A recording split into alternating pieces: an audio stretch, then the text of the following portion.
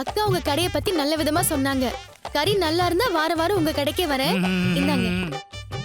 என்ன பணம் வேண்டாமா? இந்தா.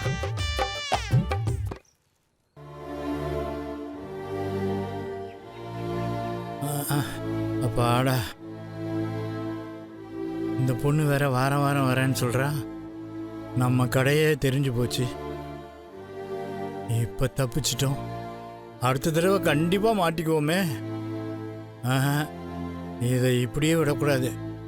அந்த ரோஹிணி பாப்பாவை பார்த்து உண்மையை சொல்லிட வேண்டியதான். ஷோ, ஐயோ, ஐயோ.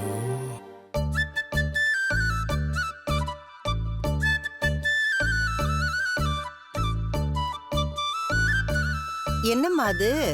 Coffee aunty.